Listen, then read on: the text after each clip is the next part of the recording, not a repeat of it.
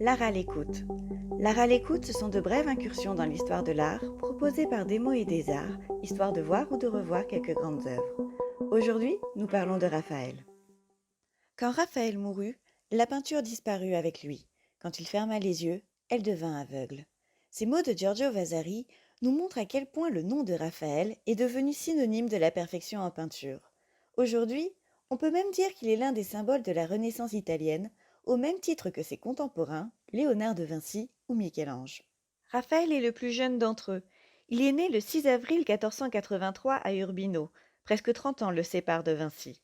Mais contrairement à son collègue florentin, Raphaël baigna dans l'univers de la peinture dès sa naissance. Son père, Giovanni Santi, était peintre et poète à la cour des Montefeltro, les ducs d'Urbino. C'est sans doute lui qui fit l'apprentissage de son fils. Malheureusement, le jeune Raphaël devint orphelin à l'âge de 11 ans. Nous ne savons pas exactement quel fut alors son parcours. Mais placé sous la tutelle de ses oncles, il poursuivit sans doute son apprentissage, d'abord à Urbino, avant de se confronter à l'artiste le plus célèbre de son temps, Pérugin. A-t-il travaillé directement avec le maître? Nous ne le savons pas. Quoi qu'il en soit, le jeune artiste s'imprègne profondément des compositions lumineuses et du style doux du Pérugin. Une stratégie payante, car devenu maître à l'âge de 17 ans, il reçoit ses premières commandes où l'on retrouve la marque du maître de Pérouse. Raphaël reprend la symétrie, le coloris clair, l'ouverture sur le paysage et les poses contemplatives de Pérugin. Mais s'il a absorbé le style de son aîné, le jeune artiste lui donne sa marque. Regardez ce tableau, le mariage de la Vierge. Raphaël s'attaque frontalement au Pérugin. La composition est identique. Le mariage se déroule au premier plan, et derrière les personnages se développe une large perspective qui aboutit sur un temple circulaire traversé par la lumière.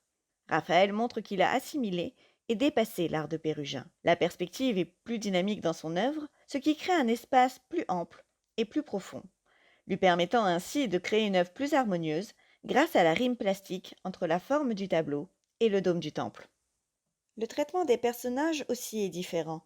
Raphaël les dispose en arc de cercle et non pas en frise, tout en donnant plus de naturel et de souplesse à leurs attitudes. Observez la réaction des compagnes de Marie. L'une se tend sur la pointe des pieds pour mieux voir, tandis que la plus proche de la jeune fiancée se tâte le doigt en un geste d'envie. Elle aussi aimerait y voir un anneau. L'art de Pérugin a fait son temps. Raphaël le sait et signe fièrement son œuvre à la vue de tous. À la même période, le jeune artiste produit aussi de petits tableaux, comme ce Saint-Michel et le dragon conservé au musée du Louvre. Dans cette œuvre, la lutte entre le bien et le mal semble bien facile pour l'archange qui terrasse un dragon d'opérette dans un pas de danse. Symétriquement, de part et d'autre de Saint-Michel, qui définit l'axe vertical de la composition, se trouvent deux allusions à l'enfer de Dante. Le châtiment des hypocrites, couverts de chapes de plomb dorées d'un côté, celui des voleurs, poursuivis par des serpents et des oiseaux noirs de l'autre. Ce petit tableau raffiné correspond bien à l'esprit de la cour des Montefeltro, une cour lettrée et très cultivée. Cependant, Raphaël est un artiste ambitieux qui souhaite se trouver là où l'art moderne se fait. Il décide donc de quitter Urbino pour se rendre à Florence, où se trouvent Léonard de Vinci et Michel-Ange, deux grands maîtres qu'il observe attentivement, comme en témoigne ce dessin d'après le David de Michel-Ange. Grâce à son talent, Raphaël se fait rapidement un nom auprès des riches marchands florentins. Il réalise plusieurs portraits, tels celui-ci figurant Maddalena Donni. Si la palette claire et le paysage lumineux à l'arrière-plan portent encore la marque de Pérugin, la pose, elle, vient d'un tout autre modèle. C'est la Joconde, que Raphaël a sans doute vue dans l'atelier de Vinci, qui lui sert de référence. Mais nous ne retrouvons pas ici le mystère de Léonard, sa quête de l'idéal. Pour Raphaël, il faut représenter la vérité du personnage, d'où l'attention accordée aux habits et aux bijoux somptueux pour traduire le statut social, mais l'artiste traite les détails physiques avec précision, même les défauts, sans pour autant dégrader la dignité du modèle qui s'impose par sa présence. L'assimilation que fait Raphaël de l'art de Léonard est manifeste dans les madones peintes à cette période. À Florence, il est de bon ton d'avoir chez soi une image de la Vierge à l'enfant. Pour le jeune artiste, ce sont des commandes faciles à obtenir qui lui permettent de se faire connaître. Il devient même un véritable spécialiste du genre. Si l'artiste s'est déjà confronté à ce thème auparavant, le contact avec Vinci et Michel-Ange lui permet de renouveler sa manière. Regardez cette Madone à la prairie. Quelle fluidité, Quelle spontanéité dans les gestes. Raphaël réussit à transformer une scène conventionnelle en un groupe de figures très naturelles. Raphaël a vu certainement la Sainte Anne de Vinci et l'a absorbée. La composition s'inscrit dans une pyramide très stable qui confère à l'œuvre une sensation de sérénité. Les personnages interagissent entre eux et sont conscients de la présence les uns des autres avec des gestes qui révèlent leur humanité. Au premier plan, les petites plantes viennent étayer la symbolique de l'œuvre, mais montrent aussi l'observation des peintures de Léonard. D'autres madones, telles celles que vous pouvez voir à l'écran maintenant, s'inspirent tout autant de Léonard que de Michel-Ange. Observez la pose de l'enfant. Vous remarquerez qu'elle reprend celle du Tondo Taddei que Michel-Ange réalisa quelques années auparavant. Même s'il est installé à Florence, Raphaël continue à recevoir des demandes venues de l'Ombrie. C'est ainsi qu'Atalanta Baglioni s'adresse à lui pour un tableau destiné à commémorer la mort de son fils, Griffonetto, assassiné lors de violentes querelles familiales. Un thème s'impose, celui de la déposition du Christ, qui permet à Atalanta d'être assimilée à la Vierge en tant que mère de douleur. Ce thème se présente généralement comme une scène contemplative centrée sur la figure du Christ. Raphaël, au contraire, décide d'en faire une scène dramatique et dynamique, en séparant les deux groupes. D'un côté, la Vierge, soutenue par les saintes femmes, de l'autre, le Christ et ses porteurs. Le pathos, l'émotion, sont rendus par les attitudes des figures. Regardez cette femme qui s'inquiète de l'état de Marie en posant sa main sur son front, ou alors l'autre, plus bas, qui la soutient de ses deux mains dans un mouvement de torsion qui est repris à une figure de Michel-Ange.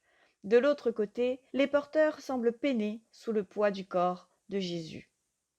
Raphaël nous donne donc à voir un récit, une scène animée. On comprend donc comment la renommée de ce jeune prodige de la peinture atteint l'oreille du pape. En 1508, Jules II appelle Raphaël à Rome. La ville éternelle est alors en pleine transformation. C'est un vaste chantier. On reconstruit Saint-Pierre, Michel-Ange travaille à la Sixtine et le pape fait redécorer ses appartements. C'est justement pour ce dernier chantier que Raphaël est engagé. Le travail a déjà commencé dans les stanze, les chambres, quand Raphaël arrive. Un peintre du nom de Sodoma vient de réaliser une partie du plafond de la chambre de la signature. Raphaël y peint la figure d'Uranie qui éblouit le pape. Jules II décide alors de confier l'ensemble des 4 chambres au seul Raphaël. La chambre de la signature est la bibliothèque privée du pape. Les 4 murs doivent illustrer les 4 branches de la connaissance: philosophie, théologie, justice et poésie. Le pape démontre ainsi qu'il est à la fois un guide spirituel et un homme de culture, tout en justifiant son projet politique qui repose sur l'ensemble de ses connaissances. L'école d'Athènes est incontestablement la fresque la plus célèbre de la pièce. Dans un vaste espace ouvert, qui n'est pas sans rappeler le nouveau projet de la basilique Saint-Pierre par Bramante, ami de Raphaël, celui-ci dispose d'une soixantaine de personnages. Au centre, tels 2 piliers de la connaissance, se trouvent Platon et Aristote, les pères de la pensée. Platon, sous les traits d'un vieillard, tient le timès et désigne le ciel. Il défend le monde des idées, la théorie. Aristote, au contraire, est le tenant de l'expérience, de la preuve empirique. Les différents personnages se répartissent ensuite autour d'eux selon qu'ils se rattachent à l'un ou à l'autre. Raphaël a bien compris les leçons de Léonard et de sa fameuse scène à Milan. Il dispose ses figures en petits groupes dynamiques, chaque visage portant une expression différente. Averroès, coiffé d'un turban, se penche au-dessus de l'épaule de Pythagore. Euclide, ou peut-être est-ce Archimède, fait une démonstration. Mais parmi ces personnages, Raphaël glisse des portraits de ses contemporains, la cour de Jules II et la Nouvelle Athènes. Platon serait ainsi dépeint sous les traits de Léonard de Vinci, Euclide, Archimède, sous les traits de Bramante. Mais sur le carton, le projet initial, il manque un personnage au premier plan. C'est Héraclite, sous les traits de Michel-Ange.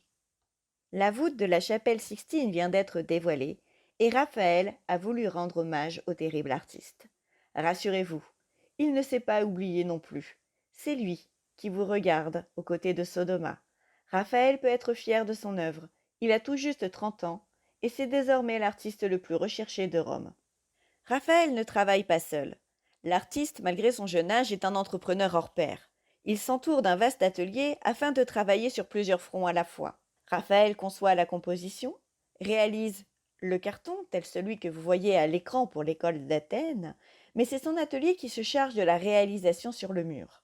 Le maître, lui, ne vient réaliser que quelques figures ou des retouches. C'est cette organisation qui lui permet de répondre aux nombreuses commandes qu'il reçoit, mais aussi d'assurer ses autres responsabilités.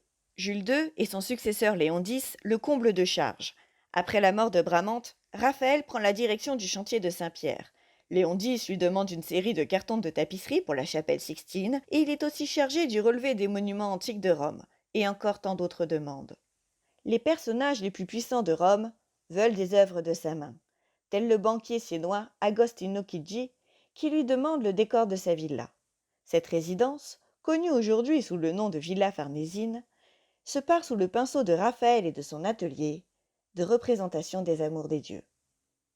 Thème religieux ou histoire mythologique, l'artiste montre une aisance, quel que soit le sujet abordé.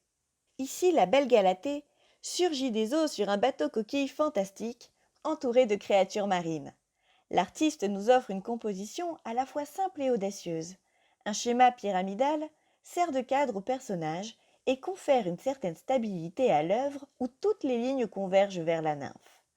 Galatée donne tout son mouvement à l'œuvre. Regardez la torsion de son corps, l'envolée du drapé et de la chevelure. La nymphe est prise dans un tourbillon de tentations charnelles indiqué par la menace des Cupidons au-dessus d'elle, mais aussi ses compagnons qui s'enlacent sauvagement. Majestueuse, Galatée semble pourtant imperméable à toute cette agitation. En 1518, Raphaël accepte un nouveau défi. Il ne sait pas encore qu'il sera le dernier. Le cardinal Jules de Médicis, futur pape Clément VII, souhaite 2 tableaux pour sa résidence de Narbonne, dont il est archevêque. Il commande une résurrection de Lazare à Sebastiano del Piombo, ami de Michel-Ange, et une transfiguration à Raphaël. Les 2 artistes sont clairement mis en compétition, peut-être sur la suggestion de Michel-Ange. La légende veut d'ailleurs que ce soit celui-ci qui ait donné des dessins à Sebastiano del Piombo pour la réalisation de son tableau. Raphaël, de son côté, ne se contente pas de la transfiguration seule. Il associe en fait 2 épisodes de l'histoire religieuse. Sur la partie haute, la transfiguration proprement dite. Le moment où, sur le mont Tabor, Christ révèle sa nature divine à 3 de ses disciples, Pierre, Jacques et Jean. Il leur apparaît dans une lumière surnaturelle avec 2 prophètes, Moïse et Élie. En bas, les apôtres, malgré leur foi, sont impuissants à sauver un jeune garçon possédé. C'est la panique. Les gesticulations de l'enfant, les gestes désordonnés des assistants, l'expression pleine de stupeur des apôtres qui ne comprennent pas pourquoi ils n'arrivent pas à sauver cet enfant, traduisent ces sentiments. L'usage de couleurs vives, aux transitions surprenantes, souligne cette atmosphère, mais annonce aussi un nouveau style, la maniera moderna, le maniérisme. Raphaël n'aura pas le temps d'achever son tableau. Il meurt brutalement le 6 avril 1520, à 37 ans. Peut-être d'amour, c'est ce que nous dit Vasari. Cette jeune femme, la Fornarina, aurait suscité tant d'ardeur chez l'artiste qu'elle l'aurait épuisé. Quoi qu'il en soit, Raphaël repose après des funérailles grandioses au Panthéon de Rome. Sa légende peut commencer.